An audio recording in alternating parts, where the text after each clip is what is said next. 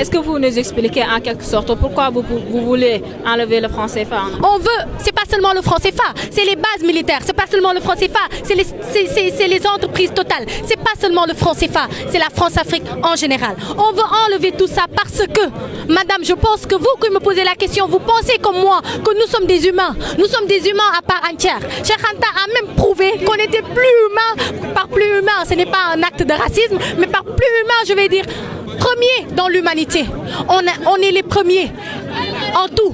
Si c'était une classe, j'allais dire qu'on a pris la première place. On a inventé la science des mathématiques, on a inventé l'écriture, on a inventé de par les hiéroglyphes, on a inventé la philosophie, on a inventé les pyramides, on a inventé la société.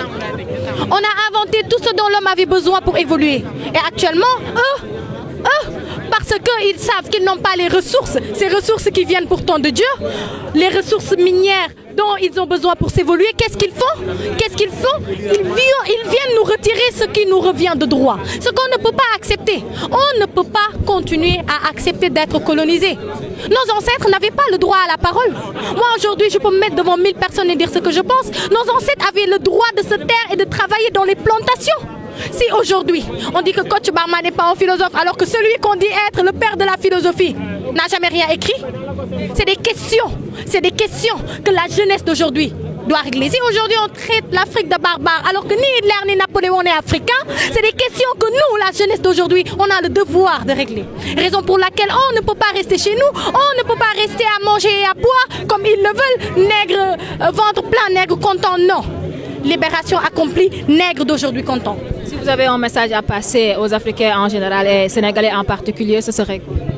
Ce serait d'abord de leur dire qu'ils ne sont pas en train de trahir leur mission et ça se voit. De leur dire qu'on sent jusqu'ici les vibrations de Bamako, les vibrations du Congo, les vibrations de Brazzaville. Oui, on les sent jusqu'ici.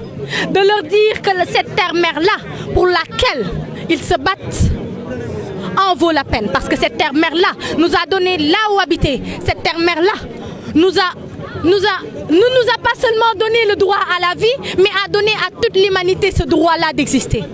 Nous sommes contents de ces gens-là.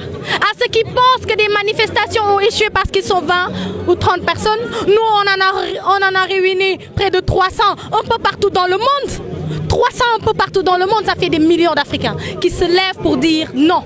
Qui se lèvent pour dire ça suffit, qui se lèvent pour dire abat l'impérialisme. Et ce n'est pas seulement des dires comme je le dis. Ce n'est pas une révolte qui se prépare, madame, non. C'est une révolution à grande échelle qui se prépare.